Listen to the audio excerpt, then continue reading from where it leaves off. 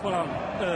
Na Fakultetu sporta i fizičkog vaspitanja je održano jedno stručno predavanje, tribina, na kojoj su i Vladimir Vermesović i Aleksandar Janković izneli svoje stavove o taktici, o derbiju i uopšte o trenerskom pravcu.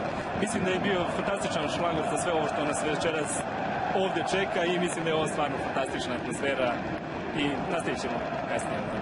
Evo još jednom sjajna atmosfera na stadionu Crvene zvezde. Navijači Crvene zvezde sa puno uzbuđenja dočekali su povratak legende Dragana Džajića.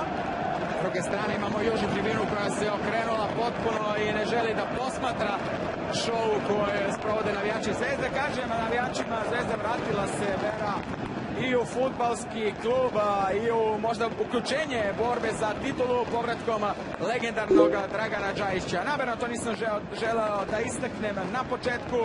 Želimo da Zvezde ovog večitog derbija budu fudbaleri i jednog i drugog tima. A kao što je rekao Robert Kosinečki, to poručio navijačima Zvezde, nema čarobni štapić Dragan Džajić da donese pobedu Zvezdi. Počeo je 143. večiti derbi.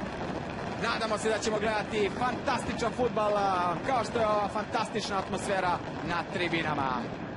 Prvi napad, kreću fudbaleri Partizana.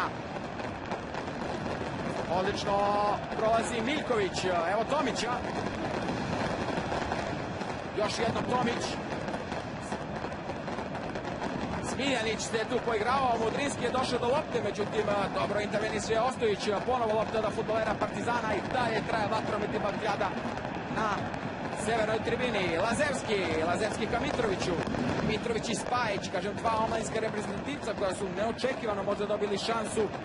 Možda ne tako Mitrović, ali sigurno da se nije očekivalo da će Uroš Spajić početi ovaj duel od samog starta. Tomić, Kasalica ispred njega, izašao je Tomić u aut i aut za Crvenu zvezdu. Crveno-beli su slavili u posljednja 3 derbija, 2 kup i 1 u prvenstvu. Gol razlika u 2012. godini.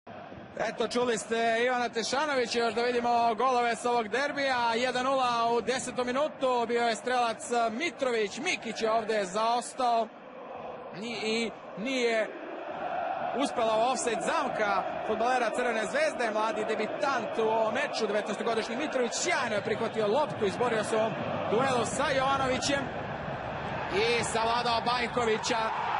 1:0 je to bilo za Partizan, sjajno je sve počelo za ekipu Vladimira Vermezovića. Međutim, samo nekoliko minuta kasnije, pogledajte kako su dvojica fudbalera Partizana krenula na prvu stativu, izvukao se pozadi Kasalica i sa nekih 12 metara, tačno 12 metara, zahvatio loptu i savladao nemoćnog Petrovića. 1:1.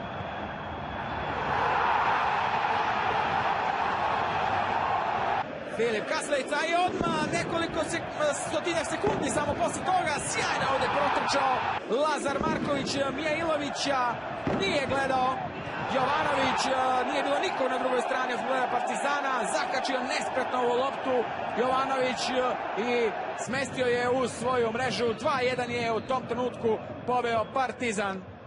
Bio je još u prvom poluvremenu jedan odličan šut Kasalice, međutim sjajno intervenisao Petrović. A onda početak drugog poluvremena, vidite Saša Marković je zakasnio ovdje da zatvori Milivojevića, a Milivojević 24 metra i 30 centimetara, odličan udarac za 2:2 i nema sumnje da je taj gol dao dodatnih motiva i dodatnu snagu fudbalerima Crvene zvezde koji su odigrali odlično drugo poluvreme, potpuno različito od onog u prvom. Shvatio je to i Vladimir Vermezović, pokušao da spreči sa nekoliko promena i onda kada je nekako tempo pao, kada se sve očekivalo da onih završih 10 minuta da se razbukta borba, sam je ostao ovde Nenad Milijaš. Lola Smiljanić je zakasnio glavom, Milijaš postiže treći gol za Crvenu zvezdu u 75. minutu, što se ispostavilo konačnih 3:2 za Crvenu zvezdu. Eto, toliko za ovaj večiti derbi. Ostaje još 2 kola do kraja jesenjeg dela šampionata. Zvezda u sledećem kolu gostuje Užicu, Partizan dočekuje Smederevo, a mi se ponovo vidimo u poslednjem meču sezone crveno-belih kada nam...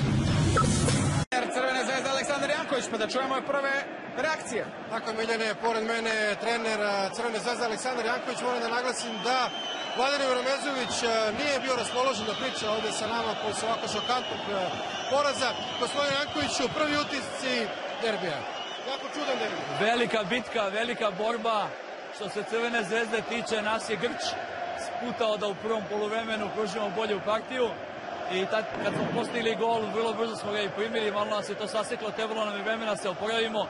U drugom poluvremenu smo izašli sa puno energije, želje, ogromna borbenost i smatram da smo zasluženo pobedili. Kako objašnjate potpuno dva različita poluvremena?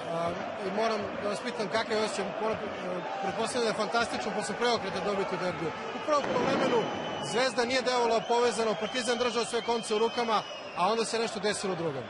Znate šta, Partizan je lider u prvenstvu, jedna spakovana ekipa koja ima samopouzdanje, igra Evropu i iz te Evrope vuče veliko samopouzdanje, to se videlo.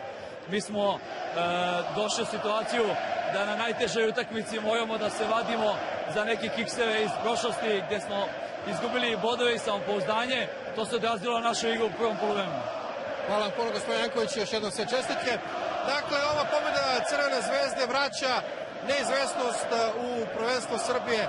Zvezda sada ima 5 bodova manje od Partizana. Vidjet ćemo šta će biti do kraja šampionata. Nadam se da ste uživali u ovom sportskom spektaklu. Ostanite uz Prvu, sledi muzički spektakl, Prvi glas Srbije. Prijatno!